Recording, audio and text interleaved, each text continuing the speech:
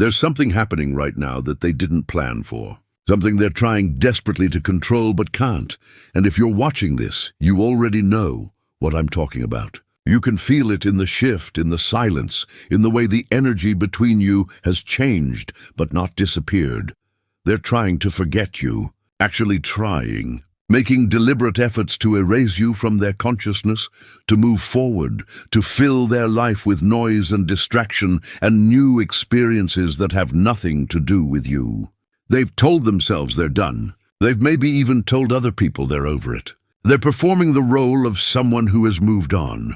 But here's what's actually unfolding. And this is why you need to hear every word of what I'm about to share. Their attempts to forget you are doing the exact opposite of what they intended. Every effort to push you out is actually pulling you deeper into their awareness. Every strategy to erase you is etching you more permanently into their soul. The harder they try to forget, the more unforgettable you become. This isn't wishful thinking. This isn't me telling you what you want to hear. This is the spiritual and psychological reality of how human consciousness works when it encounters something it can't actually release. And what I'm going to walk you through in this video is not just what's happening to them, but what it means for you, how to hold yourself during this phase, and why this particular pattern is actually revealing something profound about the connection you shared. Before we go deeper, I want to acknowledge those of you who have supported this channel with a super thanks. Your generosity allows me to dedicate the time needed to create these deep explorations. If this content is speaking to your soul, that blue thanks button below is there. No pressure, just gratitude. Let me describe what's likely happening in their world right now, and I want you to notice if any of these details resonate. They're keeping busy.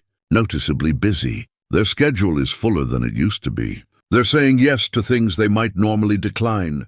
They're surrounding themselves with people, activities, commitments. On the surface, it looks like someone building a full life. But watch closer. Listen to the quality of their energy. There's something slightly forced about it, something performing. They're not just living. They're actively trying to live loudly enough to drown something out. And what are they trying to drown out? You, the thought of you, the feeling of you, the memory of what you meant and what you shared and who they were when they were with you.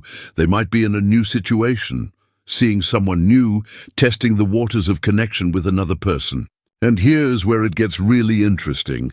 That new situation isn't helping them forget you. It's actually making you more vivid. Because every time they interact with someone else, their mind is drawing comparisons they don't want to draw. Every conversation that feels slightly off makes them remember conversations with you that flowed like water. Every moment that feels effortful makes them remember how easy things felt with you. Every laugh that sounds hollow makes them remember the way you made them laugh from somewhere deep and genuine. They didn't expect this. They thought moving forward would make you fade. They thought new experiences would overwrite old memories. They thought time and distance and deliberate focus elsewhere would give them freedom from the grip you have on their heart. But consciousness doesn't work that way. The heart doesn't work that way. Memory doesn't work that way. If you're feeling this shift right now, if you can sense them struggling with your memory, even as they try to escape it, drop a single word below that describes what you're experiencing. Just one word. Let it out. Here's what I need you to understand as we begin this journey together. What's happening isn't about manipulation or control or making someone come back through force of will. What's happening is the natural consequence of a connection that left an imprint too deep to erase through conscious effort. And whether this leads to reconnection or to them finally processing what you meant to them so they can genuinely release it, either way, you're going to be okay. Either way, you're going to understand what this season was teaching you. But right now, in this moment, they are falling backward into something they're trying to move forward from. Falling deeper into love with a memory they're trying to forget. And the paradox, the absolute paradox of this, is that their resistance is what's making the fall inevitable. Stay with me, because what I'm about to reveal about the psychology and spirituality of this pattern is going to shift how you see this entire situation. Let's talk about what actually happens in the human psyche when someone tries to forcefully forget something significant. There's a psychological principle that researchers have studied extensively. Suppression breeds obsession. When we deliberately try not to think about something, we create a monitoring system in our mind that has to constantly check whether we're thinking about it. And that checking process? That is thinking about it. Tell yourself right now, don't think about a purple elephant. What just happened? The purple elephant is now vividly present in your consciousness. You can see it. The instruction not to think about it made it impossible not to. This is exactly what's happening with them and you. Except it's not a silly example. It's their entire emotional reality. They wake up and the first thing they might think is, I'm not going to think about them today. And with that thought, you're already there. You're the first presence in their waking consciousness. They go through their morning routine, telling themselves they're moving on, and that internal narration keeps circling back to the very thing they're claiming to leave behind. Someone might mention your name, or something reminds them of you, or they pass a place you went together, and their immediate response is to shut it down. Nope, not going there. That's in the past, but that's shutting down. That's engagement. That's an active relationship with the memory. The opposite of forgetting isn't remembering, it's indifference. And they are anything but indifferent. Here's what's happening on a deeper level. Their soul knows the difference between what can be forgotten and what cannot. Their conscious mind might be committed to moving on, but their soul is operating on a different timeline with different wisdom. Their soul knows that what you shared wasn't superficial. It knows that the connection touched something real. It knows that you woke something up in them that doesn't go back to sleep just because they decide it should. So while their mind is running the program of forget and move forward, their soul is running a completely different program. Integrate and understand. Their soul is trying to make meaning of what happened. It's trying to process the depth of what was felt. It's trying to honor what was real between you, even if the form of the relationship had to change or end. And these two programs, the mental program of forgetting and the soul program of integrating, are in direct conflict. That conflict is what's making the memory of you so intensely present. The resistance is creating pressure. The pressure is creating focus. The focus is creating depth. They're not just remembering you, they're falling into a deeper relationship with the memory of you than they might have even had with the present moment reality of you. Think about this. When you're in relationship with someone, there's the mundane reality of it. There are ordinary moments, small frustrations, human flaws, everyday interactions that are just normal. But when you're relating to someone through memory, while trying not to, something alchemical happens. The memory becomes purified. The rough edges soften. What remains is the essence, the feeling, the truth of what it meant. This is why people often don't fully appreciate what they had until it's gone. Not because they were blind to it before, but because presence includes all the ordinary humanness. Memory, especially memory they're trying to resist, distills down to significance, and they're being flooded with the significance of you. Type I see it if you're recognizing this pattern in your situation. Sometimes we need to name what we're witnessing to make it real. Let me paint you a picture of what this looks like in practical terms. They might be out with friends, genuinely laughing at something, having what seems like a good time. And then there's a pause in the conversation, just a few seconds. And in that pause, you rush in, not because they invited you, not because they wanted to think about you in that moment, but because the pause created space, and you're what fills their spaces now, or they're working on something that requires their full concentration. A project, a task, something that should be absorbing all their mental energy. And they're doing fine, they're focused, they're productive. And then their hand reaches for their phone. They're not even sure why. They weren't expecting a message. They weren't trying to check something specific, but their body just reached and they catch themselves. And they realize they were hoping for your name to appear on that screen. They were hoping for a reason to think about you that didn't feel like they chose it. Or they're having a deep conversation with someone new, someone who on paper should be capturing their interest.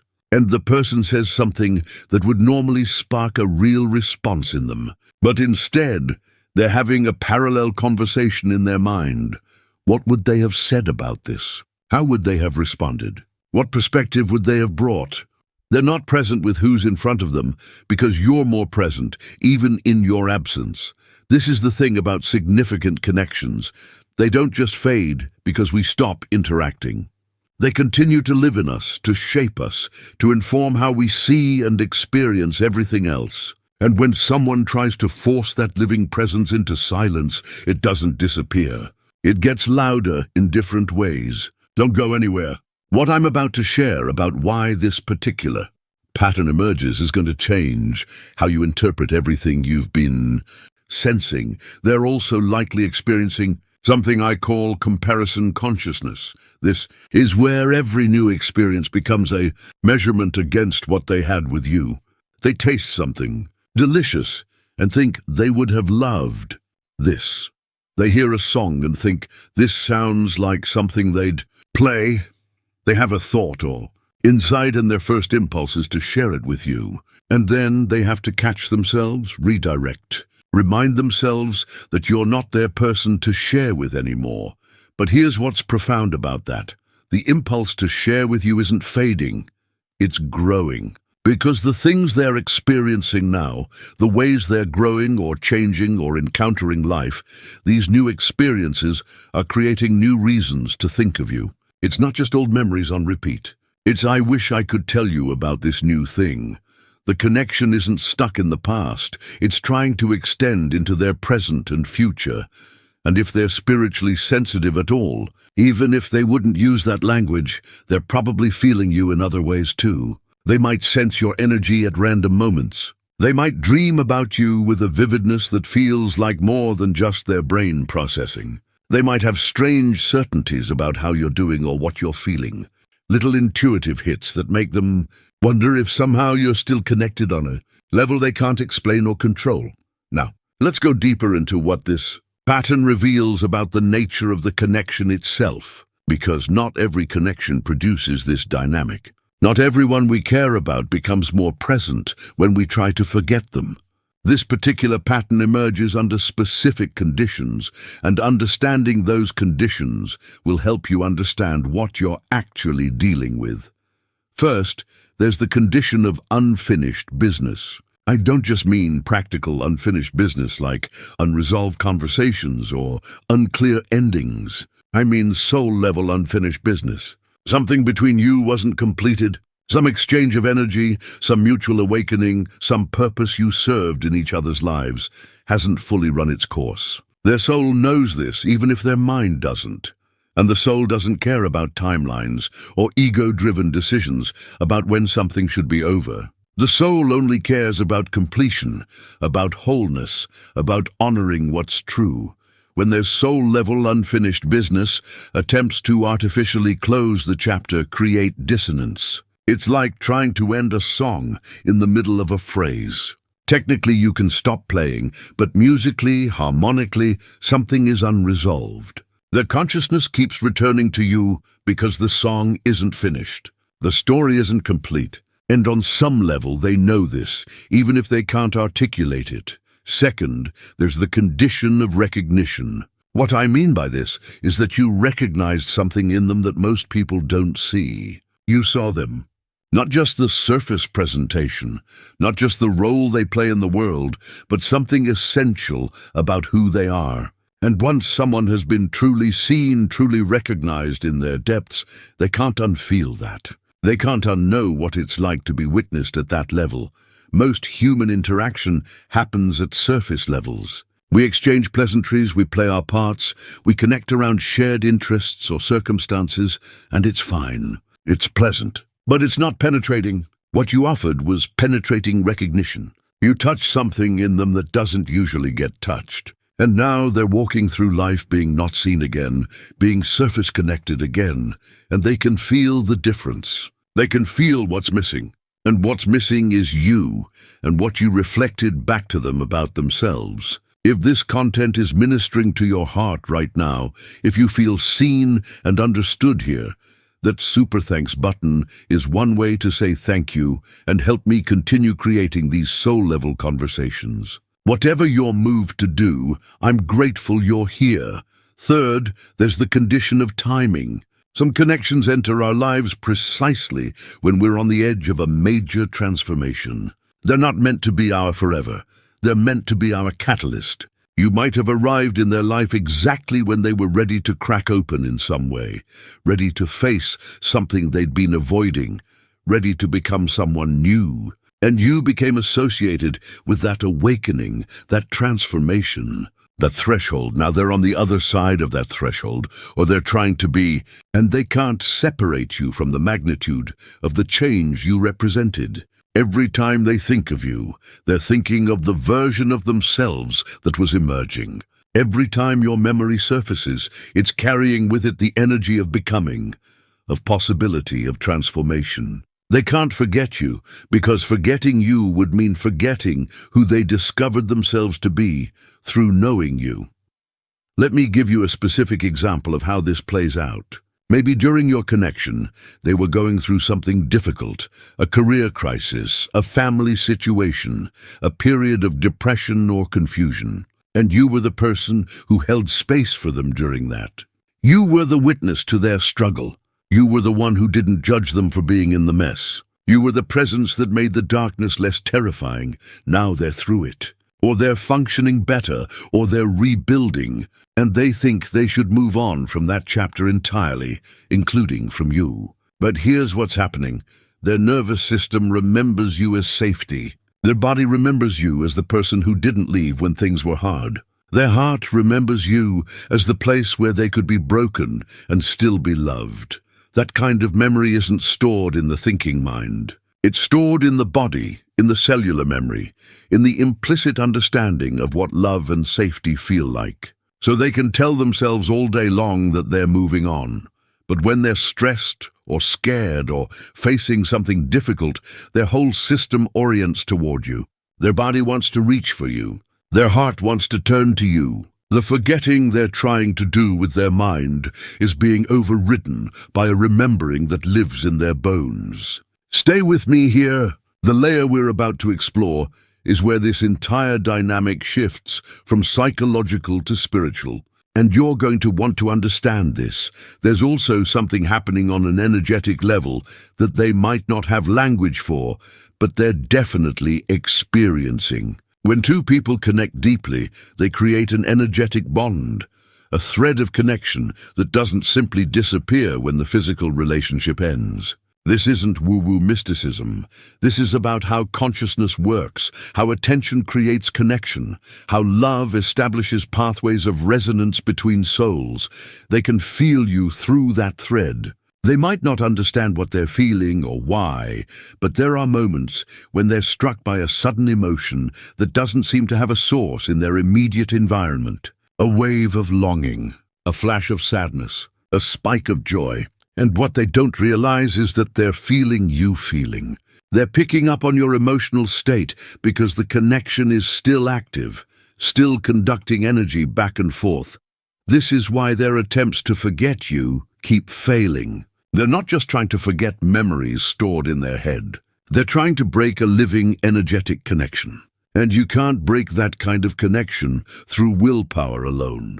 It has to be released consciously, with awareness, with intention, with respect for what it was. Or it has to naturally complete, run its full course, serve its full purpose.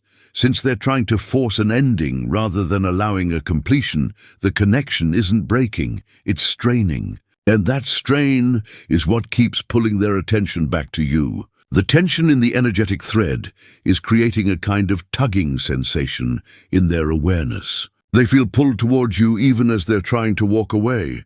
Let me tell you what else is likely happening. They're probably having conversations with you in their head. Full conversations. Detailed imagined exchanges where they tell you things they never said, or explain their choices, or ask you questions, or hear what they imagine you would say back. These internal dialogues are happening because the real dialogue was interrupted. The communication between you wasn't allowed to complete naturally, so their psyche is completing it internally. And here's what's beautiful and painful about this. In those internal conversations, they're often more honest than they ever were in real life. They're saying the things they were too scared or too proud or too defended to say when you were actually there. They're admitting feelings they denied. They're acknowledging impact they minimized. They're being vulnerable in imagination in ways they couldn't be in reality. If you sense them having these internal conversations with you, if you can almost feel them working things out in their mind, even though they're not reaching out, drop "I feel it" below. Let's acknowledge what's real. This internal relationship with you is becoming, in some ways, more intimate than the external relationship was. Because in their mind, they can control the outcome. They can have you respond the way they need you to respond. They can work through scenarios. They can process feelings. They can be as messy or honest or searching as they need to be without risk of rejection or judgment. But this creates another layer of the paradox.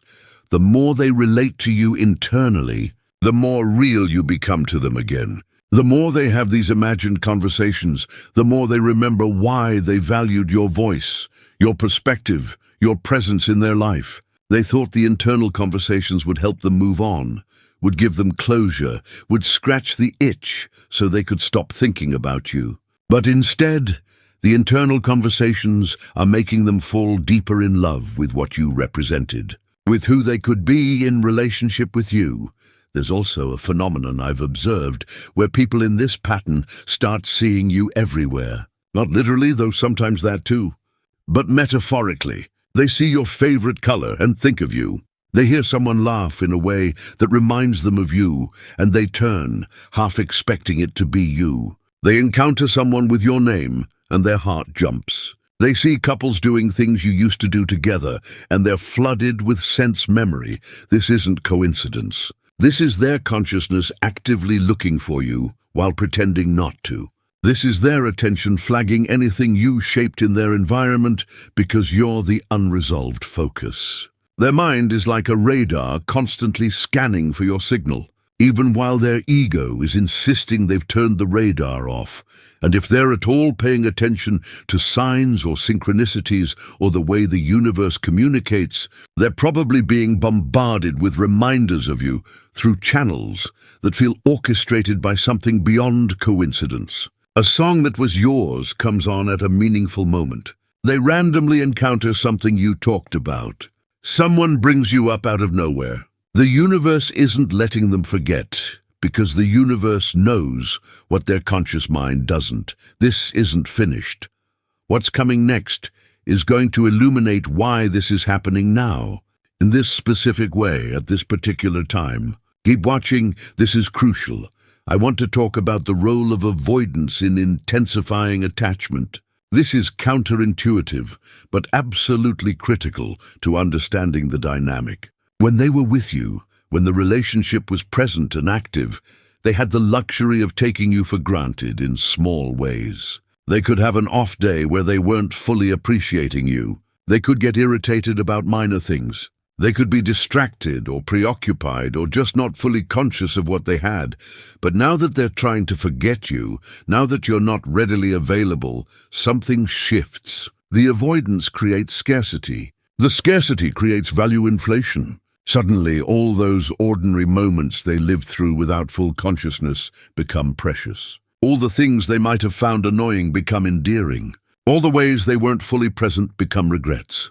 The act of trying to forget is making them realize how much there was to remember. This is the psychology of loss aversion in action. We value what we've lost more than we valued what we had. We see it more clearly. We want it more desperately. We mythologize it, yes, but we also finally honor it in the way we didn't when it was just our daily reality. So they're trying to forget you, but the trying is making them inventory, everything they're trying to forget. And that inventory is a process of revaluing, reappreciating, refalling in love with what you meant. They're discovering the depth of what you were to them through the attempt to live without you. And that discovery is devastating and beautiful and completely overwhelming. Here's where we arrive at the spiritual core of what's unfolding. And I need you to really hear this, because it's going to reframe everything. What's happening isn't actually about them trying to forget you and failing. What's happening is their soul refusing to abandon something sacred before its purpose is fulfilled. Their ego wants to control the timeline, wants to decide when things are over, wants to move forward on its own terms. But their soul has different wisdom. The soul doesn't operate on ego time.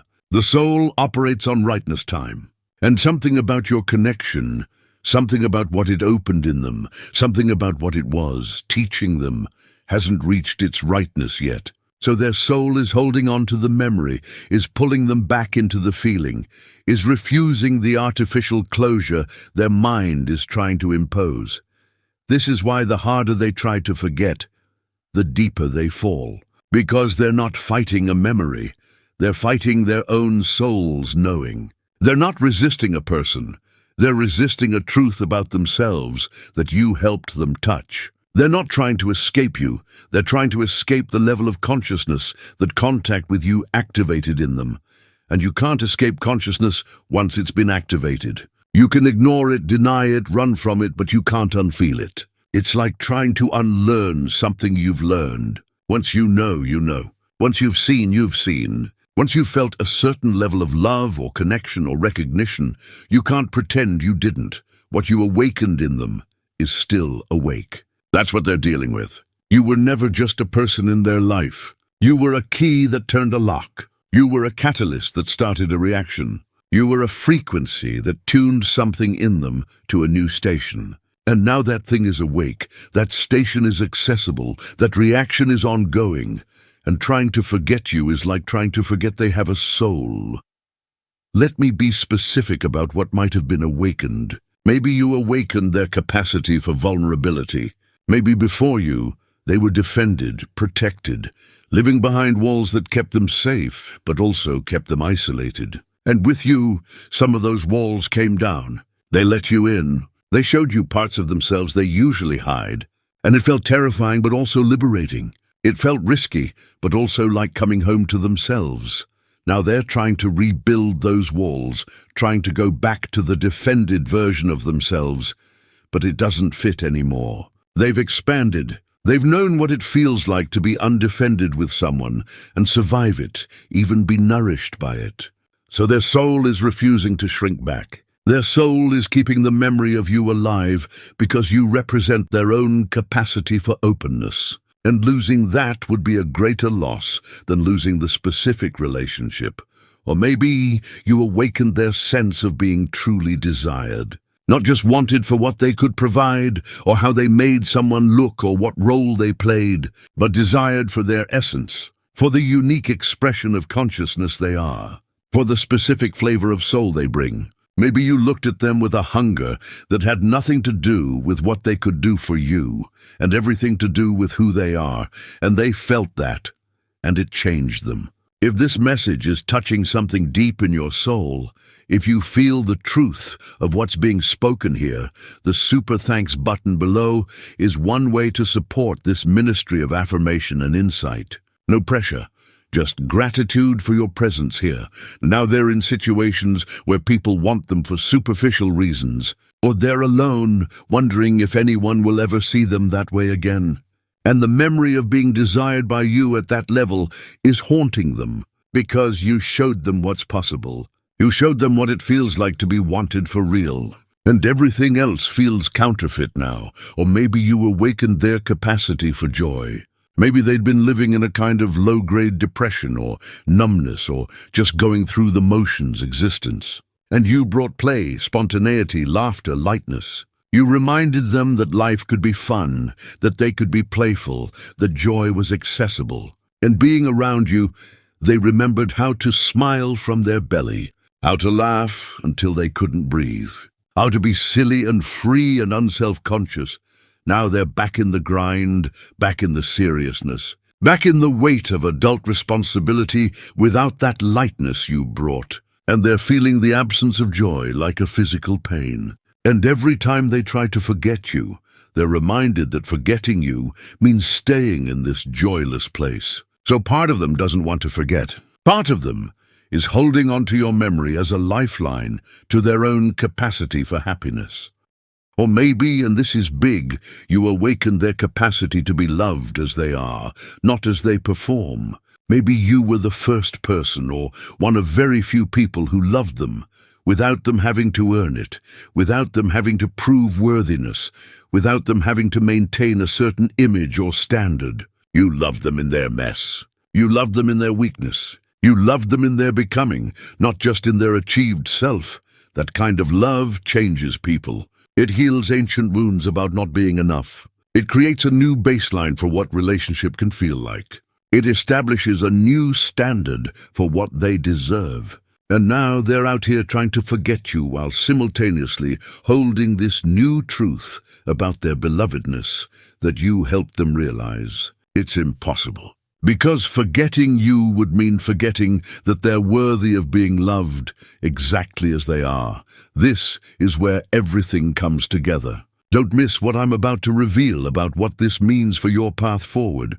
Here's the profound spiritual truth. When someone tries to forget you and can't, when they fall deeper in love with the memory, the more they resist it. The universe is giving both of you information. It's showing them that the connection mattered more than they're willing to admit. It's showing you that what you shared was real and significant, regardless of how the story unfolds. It's revealing that some connections leave marks that are meant to be permanent because they changed who we are. This doesn't necessarily mean you're meant to be together in traditional relationship form. The universe isn't always orchestrating romantic reunions. Sometimes the universe is orchestrating consciousness evolution, and your connection was a vehicle for that. Sometimes the point isn't that they come back. It's that they integrate what knowing you taught them. Sometimes the gift isn't reconciliation, it's transformation. But either way, what's happening now is sacred. Their inability to forget you is actually their soul's loyalty to truth. It's their deeper self refusing to betray what was real between you by pretending it wasn't. It's consciousness honoring consciousness. It's love respecting love, even if the form of that love is changing or has changed.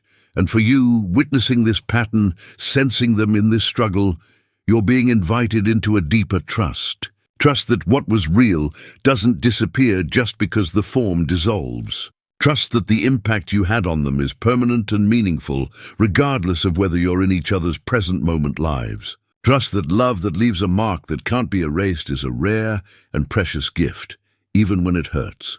You're also being invited to consider, what did they awaken in you? Because this is never one-directional. If they're struggling to forget you, there's probably something about what you shared that changed you too. There's probably some way you're different for having known them. Some capacity that got activated. Some truth about yourself you discovered. Some wound that got touched so it could heal. The falling they're doing back into love with your memory. That's their journey. But you have your own journey with what this connection meant, what it taught you, who you became through it. And maybe part of why you can sense their struggle is because you're having your own version of it. You're not trying to forget them, but you are trying to make sense of why it mattered so much, why it touched you so deeply, why you can still feel them even across distance or silence. What's one thing this connection awakened in you? What did knowing them show you about yourself? Share if you feel moved to. Sometimes speaking it helps us integrate it. I want to speak directly to those of you who are hoping this pattern means they'll come back, that they'll stop trying to forget and start trying to reconnect, that the falling deeper in love with your memory will translate into action, into reaching out, into rebuilding what was between you. That hope is valid, that longing is real, and it's possible. People do come back. Connections do get second chances. Relationships do resurrect, but I also need to love you enough to say, anchor yourself in what's true right now, not in what might be true later. Right now, what's true is that you're valuable whether they return or not. Right now, what's true is that the connection was significant, whether it continues or not. Right now, what's true is that you're growing and healing and becoming more yourself through this experience. And that's not contingent on any particular outcome with them. The deeper they fall in love with your memory, the more you need to fall in love with your present. The more they're pulled back to what was, the more you need to be rooted in what is. Because you can't live in someone else's internal process. You can't build your life around their psychological struggle with forgetting you. You have to be building your life around your own becoming, your own healing, your own next chapter. And here's what's paradoxical about that. The more you root in your own life, the more you become the person whose memory is worth falling in love with. The more you invest in your own growth, the more you embody the qualities that made you unforgettable in the first place. The more you honor your own journey, the more you align with whatever is actually meant for you, whether that includes them or not. So what do you actually do with all of this? How do you hold yourself during this phase when you can feel them struggling with your memory while you're trying to build a life that doesn't revolve around waiting for them? First principle: practice dignified detachment. This doesn't mean you stop caring. This doesn't mean you pretend the connection didn't matter. This means you care from a place of centeredness rather than desperation. You acknowledge what's real without gripping it. You honor what was without trying to force what will be. Dignified detachment looks like feeling the pull toward them, but not acting on every impulse. It looks like noticing when they cross your mind, but not texting them every time. It looks like holding them in your heart while keeping your hands open. It looks like being available to what wants to unfold, while also living fully in the meantime. This is different from playing games or pretending not to care. This is genuine emotional maturity. This is you recognizing that you can't control their journey with your memory, but you can control your own relationship with your present reality. You can choose to be grounded even while something feels unresolved. You can choose to be whole even while part of you is still connected to them. Practically, this means you might need to implement some boundaries around your attention. Maybe you've been checking their social media obsessively, looking for signs that they're thinking about you. Maybe you've been talking about them constantly with friends, processing the same scenarios over and over. Maybe you've been staying in energetic contact, sending them thoughts or prayers or energy in ways that keep you entangled. It's time to redirect some of that attention back to yourself. Not all of it. You don't have to completely cut off your awareness of them. But enough of it that you're not living in their psychological process. Enough that you're actually present for your own life. Enough that you're available for new experiences, new growth, new people, new possibilities. Second principle: honor the timing without forcing it. There's a reason this is unfolding the way it is. There's a reason they're going through this struggle with your memory right now. There's a reason you can sense it but can't control it. The timing is teaching something. The delay is serving something. The space is creating something. Maybe they need to try to forget you so they can discover they can't. Maybe they need to attempt moving on so they can realize what they actually want. Maybe they need to fall in love with your memory so they can understand what you meant to them. Maybe they need this specific experience of your absence to value your presence correctly. And maybe you need this time too. Maybe you need to know you can stand on your own. Maybe you need to discover who you are apart from the intensity of that connection. Maybe you need to heal something or learn something or become something before you're ready for what's next. Whether that includes them or not, honoring the timing means you're not constantly trying to speed things up or make things happen. You're not manipulating or strategizing or playing chess with the connection. You're allowing the process to unfold at its own pace while you stay engaged with your own growth. You're trusting that if reconnection is meant to happen, it will happen when both people are actually ready for it, not just when one person wants it to happen.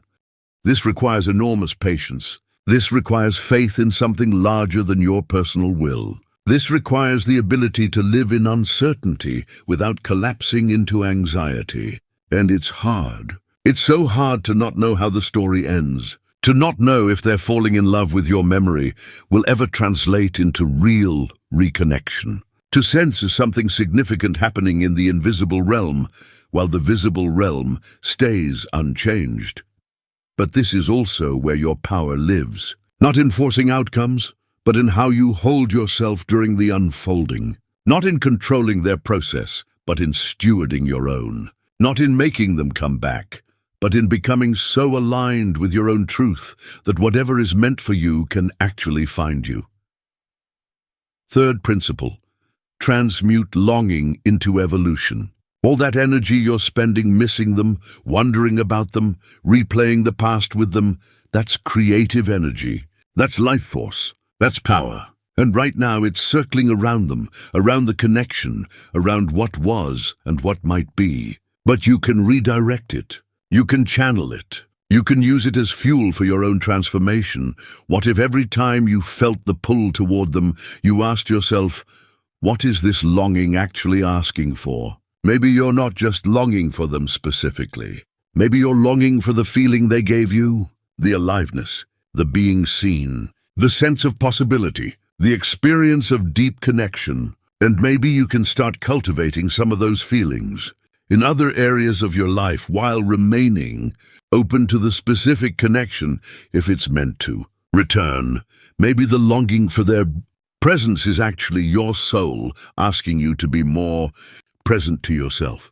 Maybe the ache for their attention is actually a call to give yourself the attention you've been looking for externally. Maybe the desire for their love is actually an invitation to love yourself at the level you've been loving them.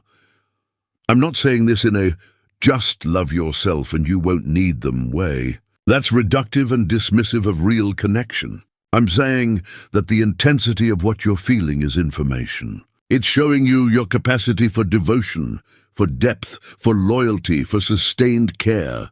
And those are beautiful qualities. But they need to include you in their circle. They can't only flow outward towards someone who's not reciprocating right now. So take some of that devotional energy and turn it toward your own life. What would it look like to be as curious about your own inner world as you are about theirs? What would it look like to invest in your own becoming with the same intensity you've been investing in the connection? What would it look like to romance your own life the way you wish they would romance you? Fourth principle, allow the grief while refusing the story that you're powerless. Yes, there's grief in this situation. Grief about what ended or changed. Grief about the distance between what is and what you hoped would be. Grief about loving someone who's trying to forget you, even if they're failing at it. That grief deserves space. It deserves acknowledgement. It deserves to be felt without judgment. But grief about a situation is different from a story that you're helpless in it. You're not powerless here. You have agency. You have choice. You have influence over your own state, your own focus, your own direction. You can't control them, true. You can't make them stop trying to forget you, or make them reach out, or make them do anything. But you can control how you show up for yourself. You can control what you give your attention to. You can control the meaning you make of this experience. The story, I'm just waiting helplessly for them to figure it out, is disempowering. The story, I'm growing and healing while remaining open to what wants to unfold, is empowering. Both can be true to the external facts, but they create completely different internal experiences. Choose the story that gives you your power back. We're building to something important here. The final pieces I'm about to share will help you navigate what comes next. Stay with me. Fifth principle, discern between intuition and wishful thinking. You might be feeling them strongly. You might be sensing their struggle. You might be picking up on their internal process. And some of that might be real intuitive knowing. The energetic connection is real. The ability to sense each other across distance is real. The threads of awareness that persist even when you're not in contact are real, but it's also important to be honest with yourself about when you're feeling them and when you're feeling your own hopes and fears. When you're certain they're thinking about you at 3 a.m, is that knowing or is that projection? When you're sure they're regretting how things ended, is that information coming through the connection, or is that what you want to be true? I'm not saying don't trust your intuition. I'm saying develop discernment. Learn the difference between the still, small voice of genuine knowing and the loud, insistent voice of desire. Real intuitive hits tend to be quiet, neutral, almost matter of fact. They don't have a lot of emotional charge. They're just information. They're thinking of me right now, as an intuitive truth feels different from they're thinking of me right now, as a desperate hope. One way to develop this discernment is to notice what you do with the feeling. If you get a hit that they're thinking of you, and your immediate impulse is to reach out, to check their social media, to do something to confirm it, that's probably coming from your desire, not your knowing. If you get the same hit and you just note it, maybe smile to yourself and continue with what you were doing. That's more likely actual intuition. Sixth principle, invest in becoming unforgettable by becoming more yourself. Here's something powerful. The version of you they're falling in love with through memory is probably the version of you that was most authentically yourself when you were together.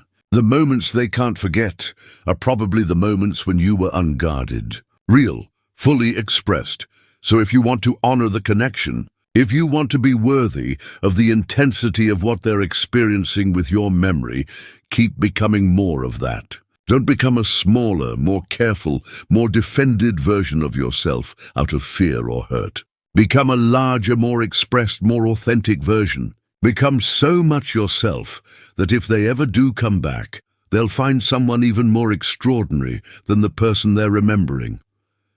This isn't about trying to make them come back by being impressive. This is about honoring the gift of being unforgettable by continuing to become someone worthy of remembering. This is about matching their inability to forget you with your own commitment to becoming more remarkable, not for them, but for life itself. What lights you up? What makes you feel alive? What have you been putting on hold while you've been emotionally entangled with this situation? Go do those things. Go be that person. Go create that life, not as a strategy to attract them back, but as an act of self-respect, as a way of saying, yes, what we had mattered, and I'm going to honor it by continuing to become someone worth knowing. Seventh principle, stay open without staying stuck. This is the delicate balance. You want to remain open to the possibility of reconnection if that's what's meant to happen. You don't want to close your heart so completely that if they do come back, you're unavailable. But you also don't want to stay so stuck on this one possibility that you miss everything else that's trying to reach you. Openness looks like, I'm available to this connection if it's meant to return, and I'm also available to whatever else wants to come into my life. Stuck looks like, I'm waiting for this connection, and only this connection, and everything else is just passing time until they come back. One keeps you alive, engaged, present, growing. The other keeps you frozen, unavailable, half-living, waiting. And here's the thing, if they ever do come back, they're not going to be drawn to the frozen version. They're going to be drawn to the alive version, the version that stayed open but kept growing, the version that honored the connection but didn't make it their entire existence. So practically, this might mean you say yes to going out even when you don't feel like it. You say yes to meeting new people even though you're not interested in dating. You say yes to opportunities even though you're still processing this connection. You participate in your life even though part of you is still turned toward them. You stay in motion even though something feels unresolved. Let me bring this home by speaking to what I believe is the deepest truth underneath all of this. The more they try to forget you and can't, the more both of you are being shown that some connections transcend the ordinary rules of relationship. Some people touch us in ways that leave permanent marks. Some love changes us so fundamentally that we can't go back to who we were before we experienced it. And that's not a tragedy. That's not a curse. That's a profound gift, even when it hurts, especially when it hurts, because it means you're capable of depth. It means you encountered something real in a world full of superficiality. It means you mattered to someone at a level that can't be erased by time or distance or even deliberate effort to forget. Right now, they're in their own fire. They're being refined by the impossibility of forgetting you. They're being taught by their own inability to move on, according to their timeline. They're being humbled by the way you persist in their consciousness despite their attempts to evict you. And that fire is doing something in them. It's burning away pretense. It's revealing what's real. It's showing them what actually matters versus what they thought should matter. You might never get to witness the full transformation that fire creates. You might never know all the ways their struggle with your memory changes them, softens them, opens them, teaches them. But it's happening. The fact that they can't forget you means something in them is being forever altered by having known you, and the same is true for you. This experience of being unforgettable, of mattering so deeply that someone falls deeper in love with your memory the more they try to escape it, this is changing you too. It's teaching you about your own value. It's showing you that you're not easily dismissed or replaced or forgotten. It's revealing your capacity to impact someone at soul level. It's confirming that what you bring to connection is significant and rare and worth honoring. If this message found you exactly when you needed it, type divine timing below. Sometimes we need confirmation that we're on the right path, that what we're experiencing is being witnessed and understood. I want you to hold something as we close. Whatever happens with this connection, whether they eventually stop fighting the memory and reach out, whether they integrate what you meant to them and genuinely move forward, whether you reconnect or you don't, you're going to be okay. More than okay. You're going to be transformed by this entire experience in ways that serve your highest becoming, the person who can be loved so deeply that they become unforgettable. Even when forgotten is actively being attempted, that person has tremendous worth. That person is someone who touches life and others at a level most people never reach. That person is you, and whatever this connection was teaching you, you're learning it. Whatever capacity it was activating, it's staying activated. Whatever truth it was revealing, you're integrating it. So yes, feel them struggling with your memory if that's what you're picking up on. Yes, honor the bitter sweetness of being unforgettable to someone who's trying to forget. Yes, hold space for the complexity of loving someone who's resisting the love, even as they fall deeper into it. But also, and this is crucial, don't let their process become your prison. You're free to live, free to grow, free to move, free to open to what's next, free to be available to new connection, free to build a life that's full and beautiful and meaningful, regardless of what they're doing with your memory in the privacy of their own consciousness. Falling deeper in love with the memory of you is their journey. You're falling deeper in love with the reality of your own becoming. That's yours. And maybe, just maybe, the whole point of this peculiar, painful, profound pattern is to teach both of you something essential about the nature of real love. It doesn't disappear on command. It doesn't obey timelines. It doesn't submit to ego's desire to control. It lives on its own terms, serves its own purposes, and leaves marks that are meant to be permanent because they changed who we are. Some people are meant to be forgotten. You're not one of them. And knowing that, really knowing that, is worth something regardless of what happens next. It's worth something when you're alone at night wondering if you mattered. It's worth something when you're doubting your own value. It's worth something when you're tempted to believe you're easy to leave behind. You're not easy to leave behind. They're discovering that. They're being taught that by their own inability to move on cleanly. And whatever that teaching creates in them, healing, transformation, eventual return, genuine release, it's unfolding exactly as it needs to.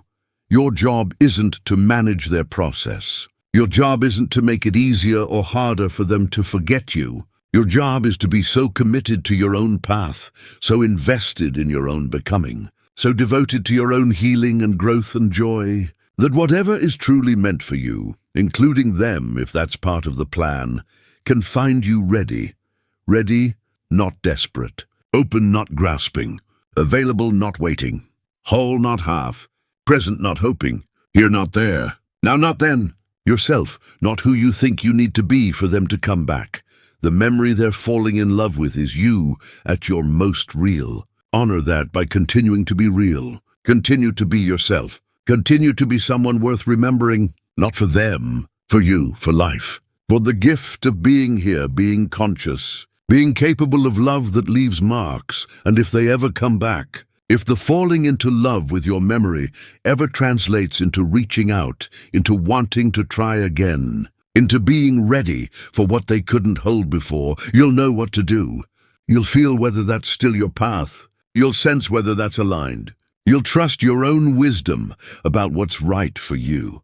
But until then, and maybe even after then, live fully, presently, courageously. Live like someone who knows they're unforgettable because they've become so fully themselves that they couldn't be forgotten if someone tried, because that's what's true. That's what this whole experience has been confirming. You're not forgettable. You're not replaceable. You're not someone who passes through other people's lives without leaving an impression. You matter. You impact. You touch. You transform. You leave marks. Let that be enough. Let that be your foundation. Let that be what holds you as this situation continues to unfold in whatever way it's meant to. They're falling deeper. You're rising higher. And maybe that's exactly what needed to happen. Thank you for being here. Thank you for trusting me with your story, your struggle, your sacred experience. If this resonated, if it helped, if it gave you language for what you've been feeling, leave a comment below. Let's build a community of people who understand that being unforgettable is both a gift and a responsibility. A gift to be honored and a responsibility to continue becoming someone worthy of remembering. You're not alone in this. You're not crazy for feeling what you're feeling. You're not wrong to sense what you're sensing. You're experiencing something profound, and I see you. We see you, and we're holding space for whatever unfolds next. Be blessed. Be held, be celebrated, you magnificent, unforgettable soul.